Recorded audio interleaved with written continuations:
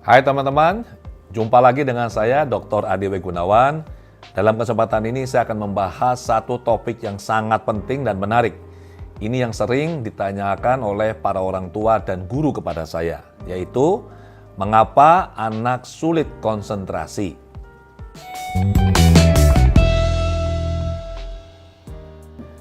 Orang tua datang ke saya, minta bantuan.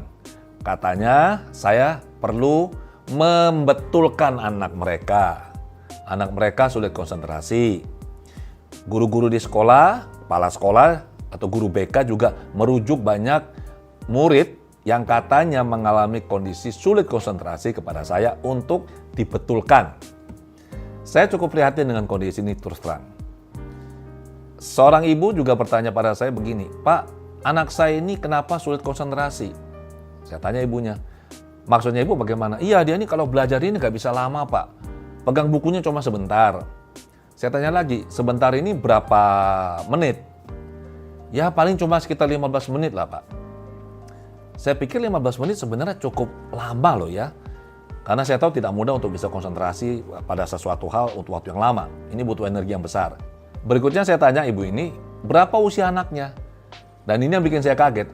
Si ibu mengatakan, "Anak saya usianya 4 tahun, Pak." Loh, 4 tahun bisa fokus selama 15 menit. Saya bilang ini bagus, ibunya bilang tidak. Terus saya tanya, menurut Anda ibu, idealnya ini berapa menit anak konsentrasi? Kira-kira 1 jam lah Pak, 60 menit. Saya mendengar jawaban ini terus terang saya agak kaget. Kenapa? Karena di sini tampak sekali ada pemahaman yang kurang tepat mengenai konsentrasi ya.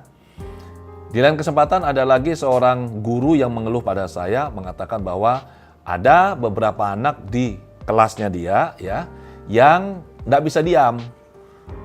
Umek saja terus gerak. Konsentrasi anak ini katanya pendek dan tidak bisa mengikuti pelajaran dengan baik. Untuk bisa bicara mengenai konsentrasi, teman-teman, kita perlu punya pemahaman yang sama. Yaitu satu, konsentrasi ini apa sebenarnya? Kedua, berapa sih waktu atau lama rentang konsentrasi yang optimal? Pemahaman ini penting karena kalau orang tua tidak mengerti soal ini bisa berakibat mereka memberikan label yang tidak tepat pada anak. Demikian juga guru. Konsentrasi atau fokus adalah kemampuan mengarahkan perhatian kita, pikiran kita pada satu kegiatan tertentu dalam kurun waktu tertentu. Jadi ini adalah konsentrasi. Misalkan belajar. Anak belajar, dia pegang buku, dia fokus pada bukunya. Oke, itu konsentrasi katanya. Tapi harus dimengerti juga selain bisa fokus, kita perlu paham berapa waktu ideal. Berapa waktu optimal atau maksimal yang normal bagi seorang anak. Untuk orang awam, mudahnya teman-teman, usia jadikan menit. Jadi kalau anak yang usianya katakanlah 4 tahun, dalam kondisi normal ya, rentang fokus optimalnya 4 menit. Kalau usianya 10 tahun ya, rentang fokus optimalnya 10 menit. Orang dewasa umumnya rentang fokus optimalnya 30 menit. Berapapun usianya, misalkan 40, 50, tetap optimalnya 30 menit. Nah ini kita perlu paham dulu ini. Jadi konsentrasi seorang anak, saya bahas anak di sini ya. Seorang anak bisa mengarahkan pikirannya dia, perhatiannya dia pada sebuah objek atau sebuah kegiatan tertentu dan dengan rentang fokus optimal tertentu. Tidak bisa sembarangan. Kita nggak bisa memaksa bahwa anak usia 4 tahun harus fokusnya 1 jam, ini tidak masuk akal. Nah, pemahaman yang salah tentang konsentrasi dan rentang optimal konsentrasi inilah yang membuat banyak anak yang sebenarnya normal akhirnya dilabel sebagai anak yang sulit konsentrasi. Ada beberapa penyebab anak sulit konsentrasi. Nomor 1, imprint sulit konsentrasi. Maksudnya apa? Orang tua yang tadi tidak paham ya mengenai apa itu konsentrasi dan juga berapa lama rentang fokus optimal, termasuk juga guru atau pendidik, akan dengan mudah memberikan label kepada anak bahwa oh kamu tuh sulit konsentrasi, kamu fokusnya pendek, kamu itu ADD, kamu tuh ADHD. Nah ini imprint teman-teman, hati-hati di sini. Ini akan membuat anak benar-benar sulit konsentrasi. Apalagi ini sering diulang. Karena apapun yang diucapkan oleh figur otoritas orang tua, terutama guru di sekolah, ini akan berlaku sebagai sugesti yang tidak bisa dibendung oleh seorang anak, langsung masuk ke bawah sadarnya dan menjadi program pikiran yang mewujud dalam realita hidupnya anak. Jadi Anda cek dulu selama ini apakah Anda sebagai orang tua dan guru apakah sering mengatakan anak bahwa kamu sulit konsentrasi, fokusmu pendek, kamu tuh bermasalah, apakah seperti ini? Kemungkinan lain yang membuat anak sulit konsentrasi adalah karena dia tidak tertarik pada apa yang dia lakukan. Jangankan anak, kita orang dewasa saja, kalau tidak tertarik pada sesuatu, materi pelajaran atau kegiatan, kita pasti bosan. Dan kalau sudah bosan, pasti kita nggak bisa fokus. Anak tidak tertarik pada apa yang dia lakukan atau pelajaran terutama, bisa karena satu, pelajarannya memang tidak menarik. Atau guru tidak bisa menyajikan materi secara menarik. Atau bisa saja anak ini sangat cerdas dan dia sudah menguasai materi ini. Karena dia sudah menguasai, dia sudah belajar sendiri. Waktu guru menyampaikan atau orang tua mengajar materi ini kepada anak, mereka tentu saja bosan. Nah, bosan ini artinya dia kurang tantangan. Ini akan membuat dia tidak bisa konsentrasi. Dipaksa pun tidak bisa. Berikutnya, anak sulit konsentrasi kenapa? Karena ada gangguan. Satu contoh ya. Misalnya ini, di rumah. Adakah tempat untuk belajar secara khusus? Satu ruangan di mana tenang, anak bisa belajar dengan baik tanpa ada gangguan. Suara TV, suara orang lagi ngobrol, atau ada suara-suara yang lain. Bisa juga dalam satu ruangan ini ada dua anak yang belajar dengan gaya belajar yang berbeda. Sehingga ini akan membuat terdistraksi, terganggu konsentrasinya. Atau ada HP, dan ini sangat banyak saya jumpai. Anak belajar, dia buka bukunya, HP-nya taruh di sini, laptopnya taruh di sana. Apa yang terjadi? Jadi sambil dia belajar, dia sebentar-bentar buka HP, kemudian dia sebentar-bentar lihat laptop. Ini akan membuat konsentrasinya pecah. Dia nggak bisa fokus. Berikutnya yang membuat anak sulit konsentrasi adalah dia kelelahan.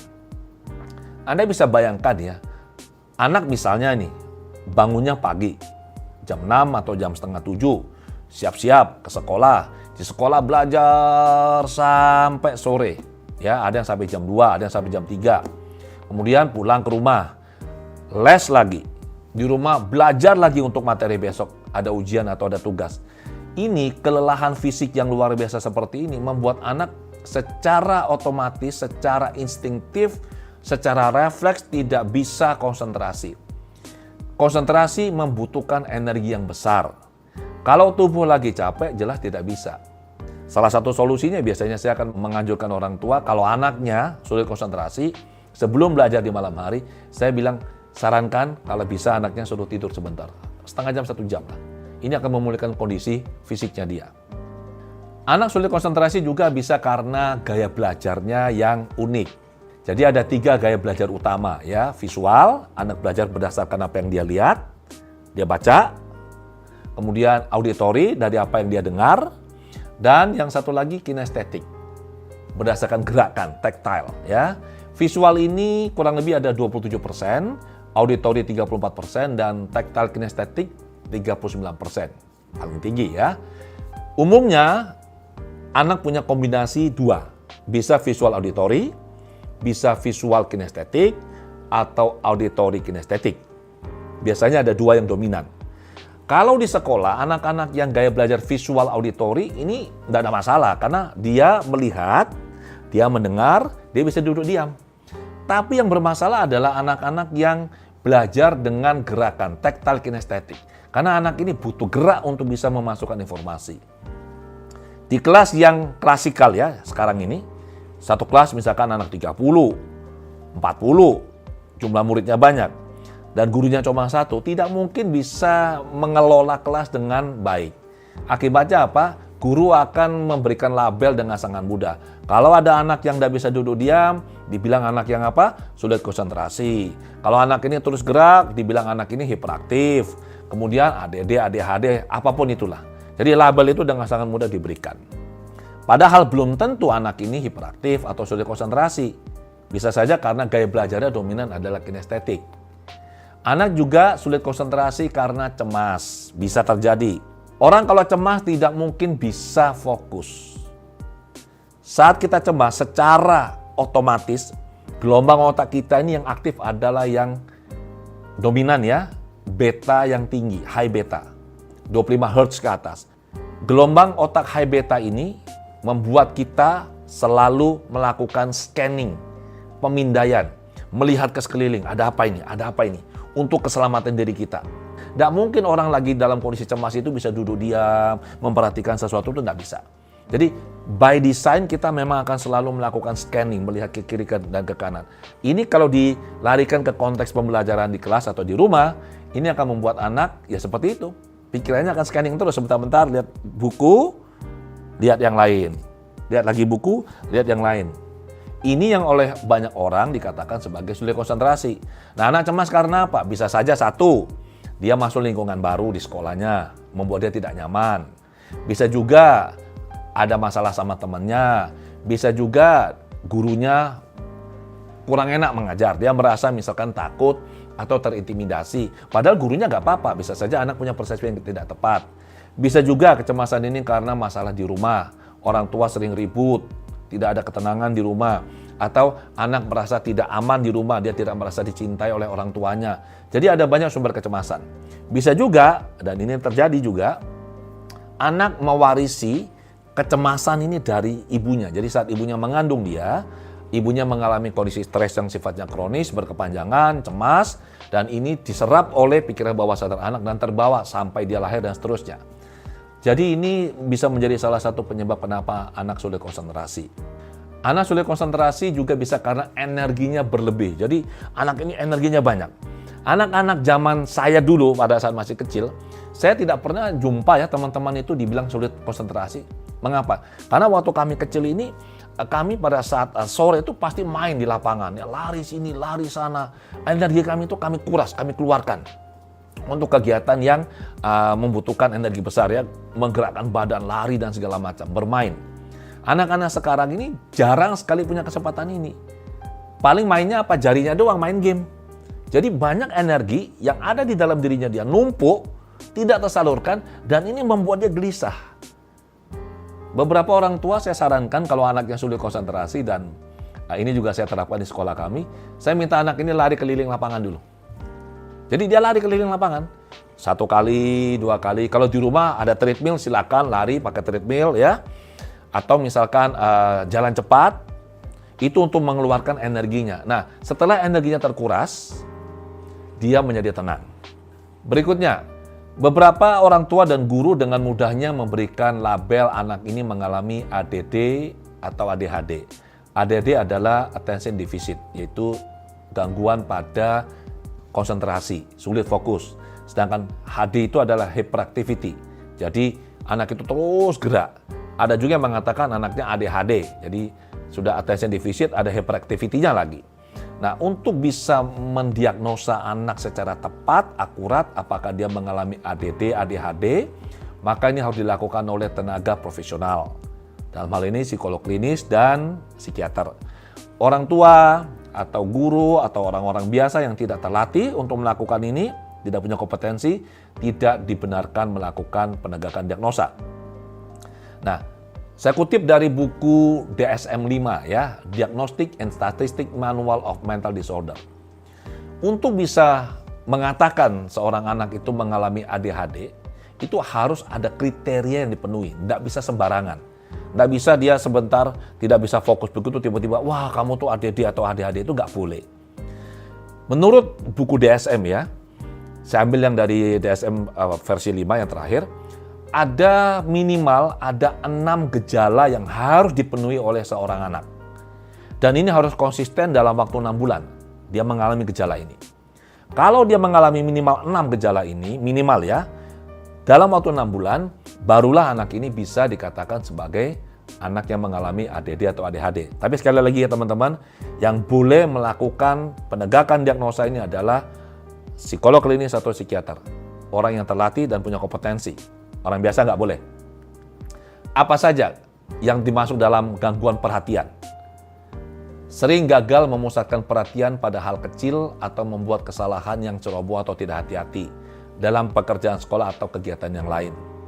Sering sulit mempertahankan perhatian saat melaksanakan tugas atau kegiatan bermain. Sering seperti tidak mendengarkan saat diajak bicara. Sering tidak mengikuti petunjuk dan gagal menyelesaikan pekerjaan sekolah atau tugas. Sering sulit mengatur tugas dan kegiatan. Sering menghindar, tidak suka atau enggan melakukan tugas yang membutuhkan upaya mental dalam waktu lama, seperti mengerjakan PR. Sering menghilangkan benda yang diperlukan untuk melaksanakan tugas dan kegiatan. Misalnya apa? Pensil, buku, mungkin dompet, mungkin kunci, kacamata, HP, dan yang lain. Perhatiannya mudah teralihkan karena pengaruh dari luar. Sering lupa dalam kegiatan sehari-hari. Kemudian tangan dan kaki tidak bisa diam atau tidak bisa duduk diam atau tenang di kursi. Sering meninggalkan tempat duduk saat diharapkan tetap duduk. Sering berlari-lari atau memanjat dalam situasi yang tidak tepat atau sesuai. Kalau remaja biasanya sering gelisah. Nah, ini adalah tanda-tanda atau gejala yang tampak pada seorang anak yang mengalami gangguan perhatian. Tapi ingat ya, minimal 6, konsisten dalam 6 bulan anak mengalami. Bagaimana dengan hiperaktivitas atau impulsif? Untuk bisa dikatakan anak mengalami kondisi hiperaktivitas atau impulsif, sama, minimal ada 6 gejala yang harus anak alami dan dalam waktu 6 bulan. Apa saja? Anak sering tidak mampu bermain atau ikut kegiatan santai dengan tenang. Anak sering terus bergerak, bertindak seolah digerakkan oleh mesin. Anak sering bicara berlebihan. Sering melontarkan jawaban sebelum tuntas mendengar pertanyaan. Sering sulit menunggu giliran. Sering menyelah atau memaksakan diri terhadap orang lain. Misalnya memotong percakapan atau mengganggu permainan. Apabila kondisi ini terpenuhi, minimal 6 dalam waktu 6 bulan, dan ini, pengamatan ini dilakukan oleh mereka yang punya kompetensi seperti yang dibutuhkan, barulah bisa dikatakan anak ini mengalami ADD atau ADHD. Jadi teman-teman jelas sekarang ya. Sebelum Anda melabel seorang anak ADD atau ADHD, saran saya adalah coba perhatikan dulu hal-hal yang membuat anak sulit konsentrasi, yang sudah saya terangkan. Hilangkan dulu masalah-masalah ini. Jangan langsung memberikan label yang begitu mudah kepada anak dia ADD atau ADHD. Kalau semua itu sudah diatasi, yang sudah saya terangkan tadi, sudah berhasil diatasi, diminimalkan, ternyata anak masih sulit konsentrasi, barulah pada saat itu Anda butuh bantuan profesional. Anda bisa ke psikolog klinis kalau mau, untuk dilakukan penegakan diagnosa. Dan dari situ akan diberikan saran atau masukan tindakan apa yang bisa dilakukan orang tua atau guru untuk bisa membantu anak supaya bisa punya konsentrasi yang baik. Jadi sudah jelas ya teman-teman ya? Demikian dari saya, sampai jumpa di video berikutnya.